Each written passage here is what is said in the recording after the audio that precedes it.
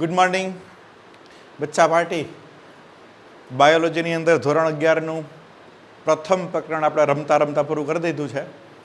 બીજું પ્રકરણ જૈવિક વર્ગીકરણ. મેં કીધું એમ આખો એક સળંગ યુનિટ છે. 4 ચેપ્ટર, પહેલા 4 ચેપ્ટરને વર્ગીકરણ કહેવાય. તો એ જ રસ્તા ઉપર આગળ વધીએ એટલે પ્રકરણ 2 જૈવિક વર્ગીકરણ અને એનું લેક્ચર નંબર 1 વર્ગીકરણની પદ્ધતિઓ. જુદી જુદી પદ્ધતિથી આપણે વર્ગીકરણ કરી શકીએ અને એ વર્ગીકરણની પદ્ધતિઓ છે એ કઈ છે એ આપણે જોવાનું છે. જૈવિક વર્ગીકરણ.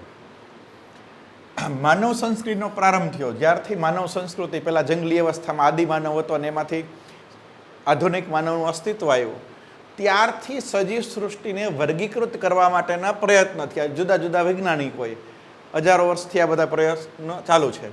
દાખલા તરીકે ખોરાક, આશ્રય અને પહેરવેશ તરીકેની આવશ્યકતાને આધારે ખોરાક શું છે, આશ્રય શું છે, પહેરવેશ શું છે, આવી બધી આવશ્યકતાને આધારે પણ વર્ગીકરણ થાય. સૌથી પહેલું વર્ગીકરણ કર્યું હતું એરિસ્ટોટલ.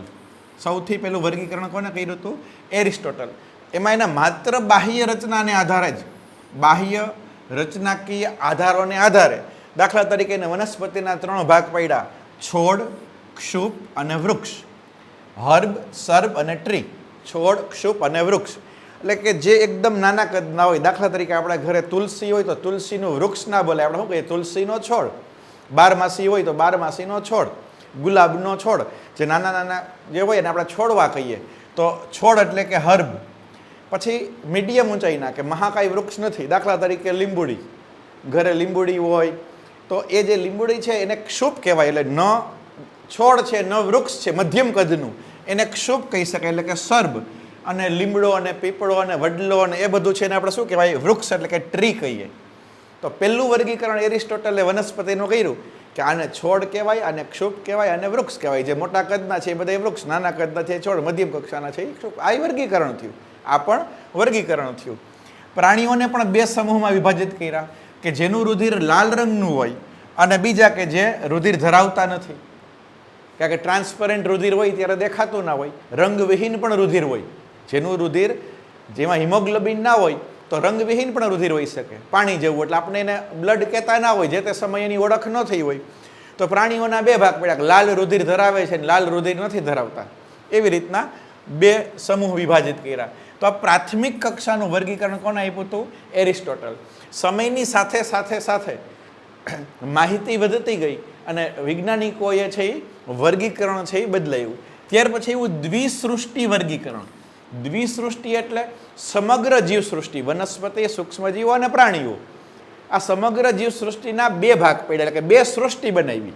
વર્ગીકરણને આપણે આખી શ્રેણી જોઈ લીધી છે કે જાતિથી સૃષ્ટિ સુધી. જાતિથી સૃષ્ટિ, જાતિ, પ્રજાતિ, આપણે કુળ, ગોત્ર જોયું ને એમ. તો સૌથી ઉપર શું આવે? સૃષ્ટિ. તો 2 જ સૃષ્ટિ. કઈ સૃષ્ટિ? તો કે વનસ્પતિ સૃષ્ટિ અને પ્રાણી સૃષ્ટિ. સમગ્ર જીવસૃષ્ટિના 2 ભાગ પડ્યા, વનસ્પતિ સૃષ્ટિ અને પ્રાણી સૃષ્ટિ. હવે અહીંયા ડખા થાય ને, તો બેક્ટેરિયાને શું કહેવાનું? વનસ્પતિ કહેવાની કે પ્રાણી કહેવાનું? લીલ હોય એને શું કહેવાનું? વનસ્પતિ કહેવાની કે પ્રાણી કહેવાની? વાયરસને કેમાં મૂકવાનું? એક કોષી અમીબા છે એને પ્રાણી કહેવાનું કે વનસ્પતિ કહેવાનું? તો આવા ઘણા બધા પ્રશ્નો ઉપસ્થિત થાય. કારણ કે આપણે 2 જ વિકલ્પ હતા, વનસ્પતિ સૃષ્ટિ અને પ્રાણી સૃષ્ટિ. 2 સૃષ્ટિ છે એટલા માટે નામ આપ્યું દ્વિસૃષ્ટિ વર્ગીકરણ પદ્ધતિ. અને 2 સૃષ્ટિ કઈ? તો કે પ્લાન્ટ અને એનિમલ. પ્લાન્ટ કિંગડમ અને એનિમલ કિંગડમ, એટલે કે વનસ્પતિ સૃષ્ટિ અને પ્રાણી સૃષ્ટિ. આની ત્રુટિ, દ્વિસૃષ્ટિ વર્ગીકરણ પદ્ધતિ છે પરફેક્ટ નથી, એની પણ ત્રુટિ છે. દાખલા તરીકે એમાં આદિકોષ કેન્દ્રીય અને સુકોષ કેન્દ્રીય બેન સાથે રાખ્યા કે જેનું કોષ કેન્દ્ર અલ્પ વિકસિત હોય. દાખલા તરીકે બેક્ટેરિયાનું કોષ કેન્દ્ર અલ્પ વિકસિત હોય, અમીબાનું કોષ કેન્દ્ર સુવિકસિત હોય. તો કોષ કેન્દ્ર અલ્પ વિકસિત હોય અથવા સુવિકસિત હોય. આપણે યુનિટ 3 ની અંદર આવશું, પ્રોકેરિયોટા અને યુકેરિયોટા. 9મા ધોરણમાં પણ તમે આ શબ્દ આવી ગયા હોય. પ્રોકેરિયોટા એટલે આદિકોષ કેન્દ્રી અને યુકેરિયોટા એટલે સુકોષ કેન્દ્રી. તો આ બેને એક જ સૃષ્ટિમાં રેખા. હકીકત આ બેના લક્ષણો ભિન્ન છે. આ આદિકોષ કેન્દ્રી છે, આ સુકોષ કેન્દ્રી. પછી એક કોષી અને બહુકોષી એને પણ સાથે રેખા. હકીકત આ બંને ભિન્ન છે. એક કોષીમાં અમીબા અને પેરામિસિયમ ને એવું આવે અને ઉચ્ચ કક્ષાના સજીવો બધા મનુષ્ય સહિતના બધા કેમ આવે? બહુકોષીય. તો બેના લક્ષણો ભિન્ન છે છતાં એને એક જ સૃષ્ટિમાં રાખ્યા. પ્રકાશ સંશ્લેષી અને અપ્રકાશ સંશ્લેષી એટલે કે ફૂગ અને લીલ એની સાથે રાખ્યા. ફૂગ છે એ પ્રકાશ સંશ્લેષણ ન કરે અને હરિત લીલ છે એ પ્રકાશ સંશ્લેષણ કરે, બેયના લક્ષણો ભિન્ન છે છતાંય સાથે રાખ્યા. તો એવું તો કેવું વર્ગીકરણ કે અલગ અલગ લક્ષણો ધરાવે તોય આપણે સાથે મૂકીએ. તમારી સ્કૂલ ચાલુ હોય તો આપણે એક ક્લાસ એ ગ્રુપનો હોય ને એક ક્લાસ બી ગ્રુપનો હોય, પણ વર્ગીકરણ કર્યું કોને આધારે? તો કે મેથ્સ સબ્જેક્ટ રાખ્યો કે બાયોલોજી રાખ્યો. પણ એક જ ક્લાસમાં મેથ્સવાળાએ રાખવા અને બાયોલોજીવાળાએ રાખવા તો બધું મિક્સઅપ થઈ ગયું. એના જેવું એમ આ બે અલગ અલગ વિરોધી લક્ષણો ધરાવે છતાં એક જ સૃષ્ટિમાં મૂક્યા, આથી આની ત્રુટિ કહી શકાય.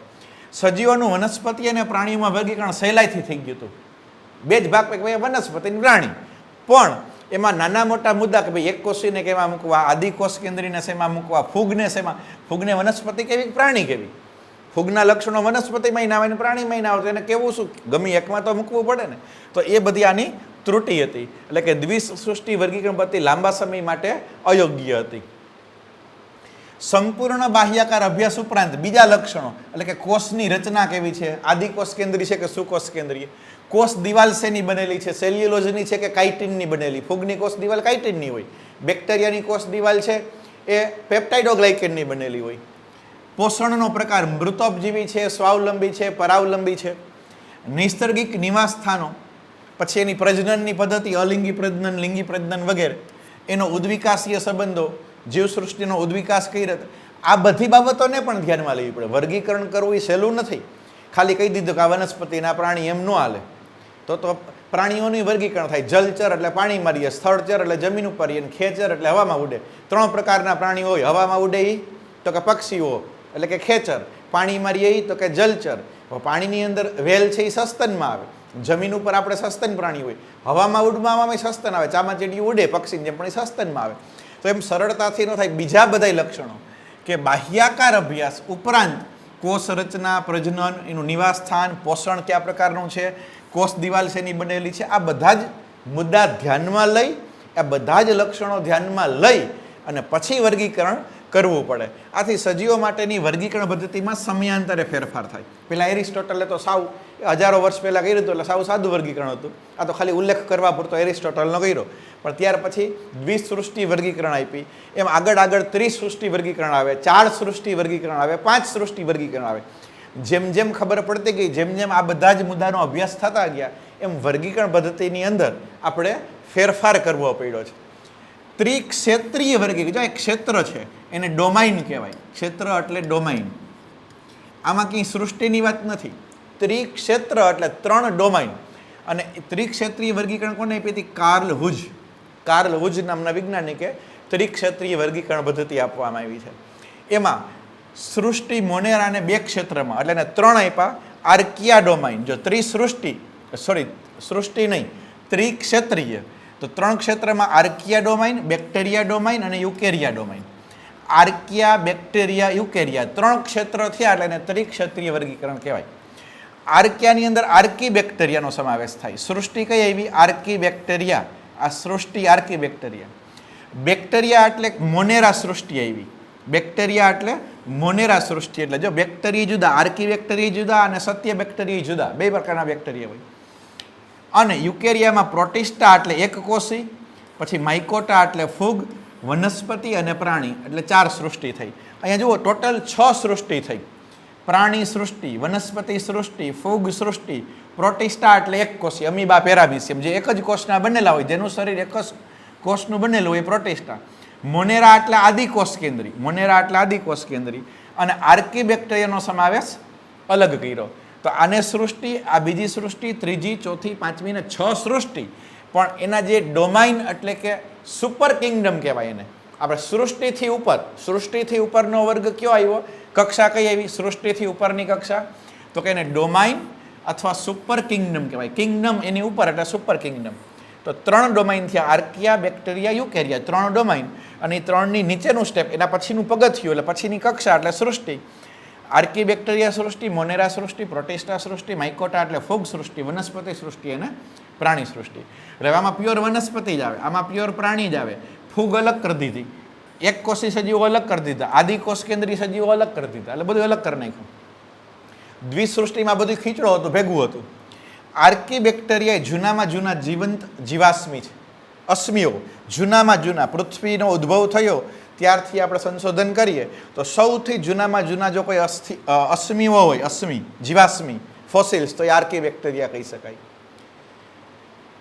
દ્વિસૃષ્ટિ પછી ત્રિસૃષ્ટિ વર્ગીકરણ પદ્ધતિ એ અર્નેસ્ટ હકેલ એને આપી હતી. એને વનસ્પતિ, જો દ્વિસૃષ્ટિ શું હતી, વનસ્પતિ અને પ્રાણી, એને પ્રોટિસ્ટાને અલગ કર્યા કે ભાઈ આ એક કોષી આમાં ભેગા ન ભળે, એને અલગ કરો. એટલે ત્રિસૃષ્ટિમાં શું કર્યું, વનસ્પતિ સૃષ્ટિ, પ્રાણી સૃષ્ટિ. આ દ્વિસૃષ્ટિ વર્ગીકરણ પદ્ધતિમાંથી એને એક કોષી સજીવો, અમીબા, પેરામિસિયમ, એને અલગ દાખલ કર્યા, એટલે એને પ્રોટિસ્ટા સૃષ્ટિ નામ આપ્યું. કુલ કેટલી સૃષ્ટિ થઈ? 3. 4 સૃષ્ટિ વર્ગીકરણ કોપલેન્ડે આપી હતી. એણે કીધું કે જેમ આ એક કોષી અલગ છે એમ આદિકોષ કેન્દ્રીય અલગ હોવો જોઈએ. આદિકોષ કેન્દ્રીય એટલે પ્રોકેરિયોટા, આને કહેવાય પ્રોકેરિયોટા, એટલે કે જેનું કોષ કેન્દ્ર અલ્પ વિકસિત છે, એટલે એને કહેવાય આદિકોષ કેન્દ્રી. આદિકોષ કેન્દ્રી. તો મોનેરા, પ્રોટિસ્ટા, વનસ્પતિ અને પ્રાણી કેટલી સૃષ્ટિ થઈ? 4. આદિકોષ કેન્દ્રી, આ સુકોષ કેન્દ્રી પરંતુ એક કોષી, અને આ સુકોષ કેન્દ્રી બહુકોષી, સુકોષ કેન્દ્રી બહુકોષી. આ સ્વાવલંબી છે, આ પરાવલંબી છે. સ્વાવલંબી અને પરાવલંબી. 5 સૃષ્ટિ વર્ગીકરણ પદ્ધતિ આવી. ત્યાર પછી 4 સૃષ્ટિ પછી 5 સૃષ્ટિ, જે RH વિટેકરે આપી, જે આપણે ડીપમાં ભણવાની છે. 5 સૃષ્ટિ વર્ગીકરણ પદ્ધતિ આપણે ડિટેલમાં ભણશું. એને 5 સૃષ્ટિ કઈ આપી? મોનેરા સૃષ્ટિ, પ્રોટિસ્ટા સૃષ્ટિ, ફૂગ સૃષ્ટિ, વનસ્પતિ સૃષ્ટિ, પ્રાણી સૃષ્ટિ. મોનેરા એટલે આદિકોષ કેન્દ્રીય અલગ કર્યા, પછી એક કોષી અને સુકોષ કેન્દ્રીય અલગ કર્યા, ફૂગ એને સાવ અલગ કરી નાખી, વિષમપોષી છે, અને સ્વાવલંબી વનસ્પતિ અને પરાવલંબી પ્રાણીઓ. એમ એને કુલ 5 સૃષ્ટિ. આ 5 સૃષ્ટિ કોને આધારે પડી? કોષ રચના. એને શું ધ્યાનમાં લખ્યું? વર્ગીકરણ કરવા માટે, 5 ભાગ પાડવા માટે એને જે ક્રાઇટેરિયા લખ્યા, એમાં કોષની રચના, કે આદિકોષ કેન્દ્રી છે કે સુકોષ કેન્દ્રી, તો કે આદિકોષ કેન્દ્રી, તો કે આદિકોષ કેન્દ્રીને મોનેરા કહી દો. હાલો, એને શું કહી દીધું? મોનેરા.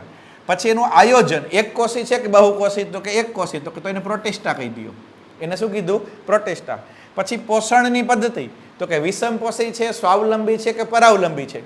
વિષમપોષી એટલે ફૂગ, સ્વાવલંબી એટલે વનસ્પતિ જે પ્રકાશ સંશ્લેષી, અને પરાવલંબી એટલે પ્રાણી સૃષ્ટિ.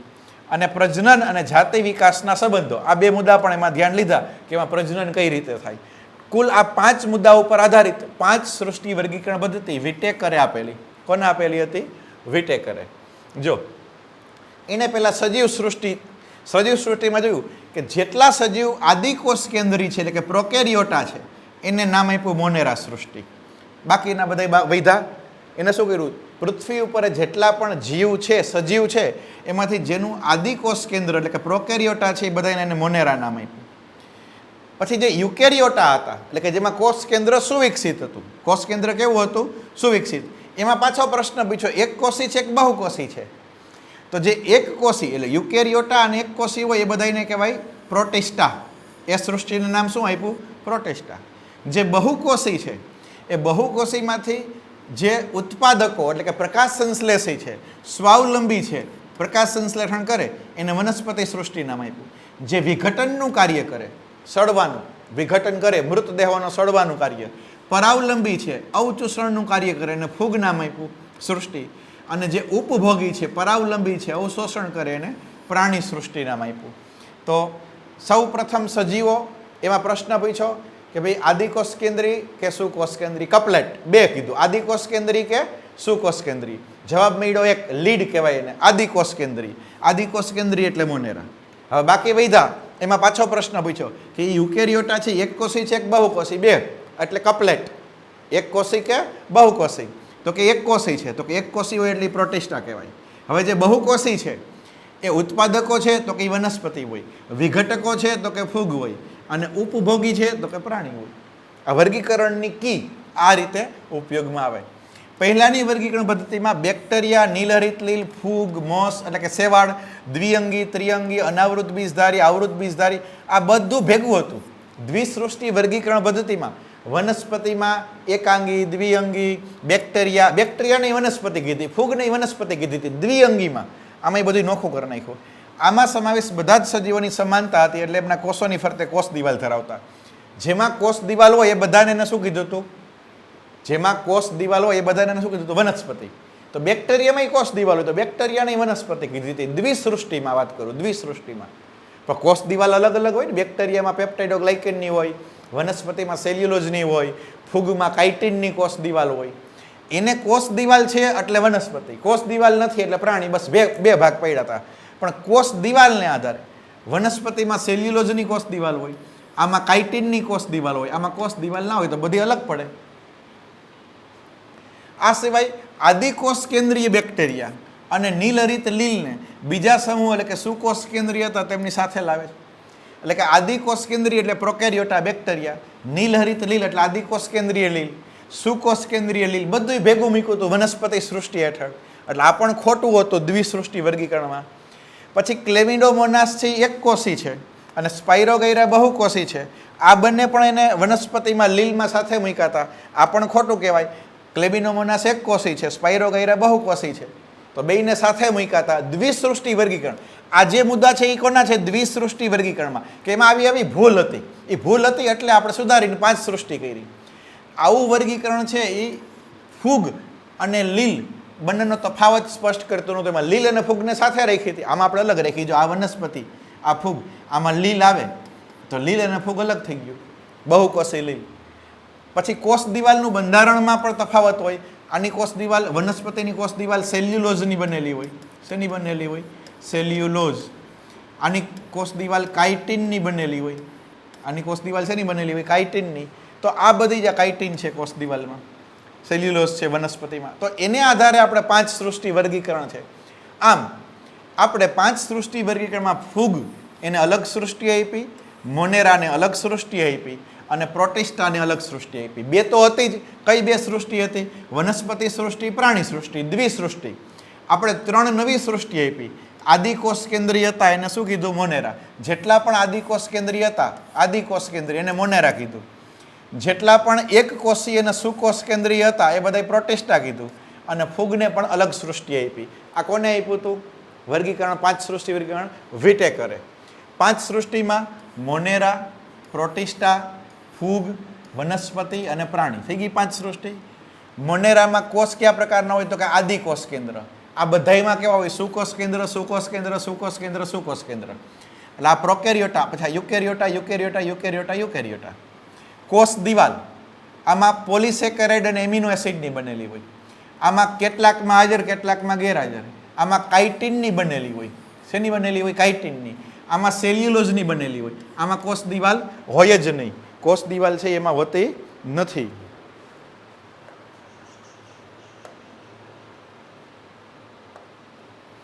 તો આમાં કોષ દિવાલ હોતી નથી.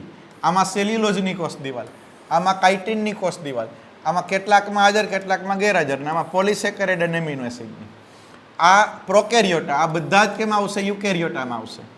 ત્યાર પછી કોષ કેન્દ્ર પટલ. આ આદિકોષ કેન્દ્રી છે એટલે આમાં ગેરહાજર છે. બાકી બધામાં કોષ કેન્દ્ર પટલ હોય. કોષ કેન્દ્ર એની ફરતે કોષ કેન્દ્ર પટલ હોય. દૈહિક આયોજન. આ કોષીય આયોજન એટલે એક કોષી. આ પણ એક કોષી. આ બધા બહુકોષી, બહુકોષી, બહુકોષી એટલે કે બહુકોષી. પેશી અને અંગ, અને આ પેશી, અંગ અને અંગ તંત્ર સુધી. પોષણની પદ્ધતિ. મોનેરા છે ક્યારેક સ્વયંપોષી હોય અને ક્યારેક વિષમપોષી હોય. એટલે પ્રકાશ સંશ્લેષણ પણ કરે, રાસાયણિક સંશ્લેષણ પણ કરે અને મૃતોપજીવી પણ હોય. પ્રોટિસ્ટા છે એ પ્રકાશ સંશ્લેષી પણ હોય, વિષમપોષી પણ હોય. ફૂગ હંમેશા મૃતોપજીવી હોય. વનસ્પતિ સૃષ્ટિ હંમેશા સ્વયંપોષી હોય અને પ્રાણી સૃષ્ટિ હંમેશા વિષમપોષી હોય. તો આ લક્ષણોને આધારે 5 સૃષ્ટિનું વર્ગીકરણ કોને કર્યું? તો આર.એચ. વિટેકરે. પ્રોટિસ્ટા સૃષ્ટિમાં ક્લેમિડોમોનાસ અને ક્લોરેલા, ક્લેમિડોમોનાસ અને ક્લોરેલા પહેલા વનસ્પતિઓની સાથે લીલમાં મૂકવામાં આવતી હતી. ક્લોરેલા અને ક્લેમિડોમોનાસ બેયને ક્યાં મૂકી હતી? લીલમાં. આ બંનેમાં કોષ દિવાલ હોય. એની સાથે પાછું અમીબા અને પેરામિશિયમ હતું. હવે અમીબા અને પેરામિશિયમ પ્રાણીમાં આવે. એનું મૂક્યું લીલ ભેગું. આ એક કોષી, આ એક કોષી, આ એક કોષી અને આ એક કોષી. તો એ બંને કોષ દિવાલ ધરાવતા ન હતા, તેની સાથે મૂકવામાં આવ્યા. આમ સજીવોને સાથે મૂકવામાં આવ્યા જે પહેલાના વર્ગીકરણમાં અલગ અલગ હતા. એટલે શું કીધું? તે સજીવોને સાથે મૂક્યા. તે સજીવોને સાથે મૂક્યા જે અગાઉના વર્ગીકરણમાં કેવા હતા? અલગ અલગ સૃષ્ટિમાં હતા. એટલે શું કહેવા માંગે છે? જુઓ, ક્લેમિડોમોનાસ અને ક્લોરેલા બે એક કોષી છે. એક કોષી. અને એ કેમાં હતા? પહેલાના વર્ગીકરણમાં વનસ્પતિમાં હતા. વનસ્પતિ સૃષ્ટિમાં. અમીબા અને પેરામિશિયમ, અમીબા અને પેરામિશિયમ આ બંને જે છે એ પણ એક કોષી છે. કેવા છે? એક કોષી. પહેલાનું વર્ગીકરણ તો દ્વિસૃષ્ટિ, એમાં આ બેયને પ્રાણી કીધા હતા. એ બેયને શું કીધું હતું? પ્રાણી. એક કોષી એટલે વનસ્પતિ સૃષ્ટિ. આ એક કોષી પ્રાણી સૃષ્ટિ, એટલે બે અલગ અલગ થયું. નવું વર્ગીકરણ આવ્યું, એમાં એક કોષીનું એક જૂથ મૂક્યું, એને પ્રોટિસ્ટા કીધું. તો આ ચારે ચારને એક જ જૂથ કર્યું, એક જ સમૂહમાં મૂકવામાં આવ્યા. એ સમૂહને નામ શું આપ્યું? પ્રોટિસ્ટા. પ્રોટિસ્ટા એટલે જેમાં એક કોષી સજીવો હોય, એક કોષી અને સુકોષ કેન્દ્રીય સજીવો હોય, એ બધાય પ્રોટિસ્ટામાં આવે.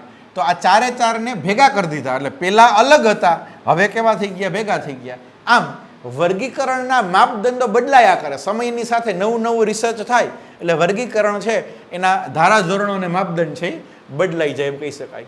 અને સમય જતાં ઘણા બધા પ્રયત્નો થયા એટલે નવી નવી વર્ગીકરણ પદ્ધતિ છે એ વિકસિત કરવામાં પ્રયત્ન કર્યો. ઘણી બધી વર્ગીકરણ પદ્ધતિ આવે. હજી પણ તમે ઉચ્ચ કક્ષાએ અભ્યાસ કરો તો આનાથી પણ લેટેસ્ટ વર્ગીકરણ પદ્ધતિ તમારે ભણવાની થાય. એમાં બાહ્યાકાર, દેહ ધાર્મિક, પ્રજ્ઞાનિક સમાનતાઓ આ બધા ઉપર અભ્યાસ કરવામાં આવે. જાતિ વિકાસ અને ઉદ્વિકાસીય સંબંધો ઉપર પણ અભ્યાસ કરવામાં આવે. તો વર્ગીકરણ કરવા માટેની જુદી જુદી પદ્ધતિઓ, દ્વિસૃષ્ટિ પદ્ધતિ, પછી એની ખામી શું છે, ત્રિસૃષ્ટિ પદ્ધતિ, 4 સૃષ્ટિ, 5 સૃષ્ટિ. શું કામ 5 સૃષ્ટિ કરી? તો કે દ્વિસૃષ્ટિમાં તો બેક્ટેરિયાની વનસ્પતિ કીધી હતી, એવું થોડુંક ચાલે, તો એના માટે મોનેરા કર્યું. પછી દ્વિસૃષ્ટિમાં તો લીલ અને અમીબા, લીલ એટલે કે એક કોષી અને બહુકોષીને ભેગા મૂક્યા હતા, એક કોષી અને બહુકોષીને ભેગા મૂક્યા હતા, એવું થોડુંક ચાલે, તો એના માટે એને પ્રોટિસ્ટા કરી. પછી ફૂગ છે એના માટે અલગ સૃષ્ટિ કરી. તો એ બધું આપણે આ લેક્ચરની અંદર શીખા. નેક્સ્ટ લેક્ચર છે આપણું લેક્ચર નંબર 2. એમાં આ 5 સૃષ્ટિનો આપણે અભ્યાસ કરવાનો. 5 સૃષ્ટિ કઈ કઈ? મોનેરા, પ્રોટિસ્ટા, પછી ફૂગ, વનસ્પતિ સૃષ્ટિ અને પ્રાણી સૃષ્ટિ. 5 સૃષ્ટિ, વિટેકરની 5 સૃષ્ટિ. તો નેક્સ્ટ આપણે ભણશું મોનેરા સૃષ્ટિ, ત્યાર પછીના લેક્ચરમાં પ્રોટિસ્ટા સૃષ્ટિ, પછી ફૂગ સૃષ્ટિ, પછી વનસ્પતિ સૃષ્ટિ. જે વનસ્પતિ સૃષ્ટિ એટલે આપણું પ્રકરણ 3, અને પ્રાણી સૃષ્ટિ એટલે પ્રકરણ 4. 5 સૃષ્ટિમાંથી છેલ્લી 2 સૃષ્ટિ છે એ ત્રીજા અને ચોથા ચેપ્ટરમાં આપણે ભણવાની થાય. તો એક આ 5 સૃષ્ટિ છે એનો આપણે વ્યક્તિગત અભ્યાસ કરવો છું. ફરીથી એક સૂચના કહું છું કે આ જે કંઈ લેક્ચર હું તમને ભણાવું છું એ આ બુક ઉપર આધારિત છે. આ જે બુક છે એ નીટની તૈયારી માટેની છે. પરફેક્ટ નીટની તૈયારી કરવી હોય, 360 માર્ક્સ કોઈને જોતા હોય તો એના માટે એમાં ટેક્સ્ટ બુક અને નીટના લેવલની થિયરી અને MCQ બધું જ આપેલું છે.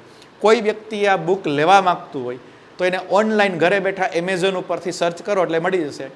એમેઝોનની એપ્લિકેશનમાં તમે મારું નામ એટલે કે હિતેશ ખરેડ અથવા તો આ બુકનું નામ ખરેડ વર્લ્ડ ઓફ બાયોલોજી સર્ચ કરશો એટલે ઓપ્શનમાં તમને આ બતાવશે અને ઓનલાઈન તમે આ બુકની ખરીદી કરી શકશો. શરૂઆતથી જ મહેનત કરજો, ભણતા રહેજો, ખૂબ જ મહેનત કરજો. અને બીજું કે જે આપણે નવી એક સિક્વન્સ અથવા તો એપિસોડ સ્ટાર્ટ કર્યા છે, મોટિવેશનલ સ્ટોરીઝ, 2 સ્ટોરીઝ મેં મૂકેલી છે, તો જેનાથી તમે ઘરે રહીને પણ મોટિવેટ થતા રહેજો અને તમારા મિત્રો સુધી આ ચેનલ પહોંચે, તમારા મિત્રોને પણ આ ચેનલનો લાભ મળે. તો મેક્સિમમ છે એ તમે વોટ્સએપ થ્રુ કે અન્ય કોઈ પણ માધ્યમ થ્રુ તમે તમારા મિત્રોને જાણ કરજો અને એને કહેજો કે આ ચેનલ સબસ્ક્રાઈબ કરે, જેથી કરીને બાયોલોજીનો ખૂબ જ સારો અભ્યાસ કરી શકે. ઉપરાંત ખાલી બાયોલોજી જ નહીં પણ આ મોટિવેશનલ સ્ટોરી દ્વારા એને એક ભણવાની પ્રેરણા મળે. ભલે આપણે પ્રત્યક્ષ નથી પણ આપણી જે ભારતીય પરંપરા છે, ભારતીય પરંપરા તો વર્ષોથી છે કે એકલવ્ય છે એ એના ગુરુ પાસે સ્કૂલમાં અભ્યાસ નહોતો કરતો.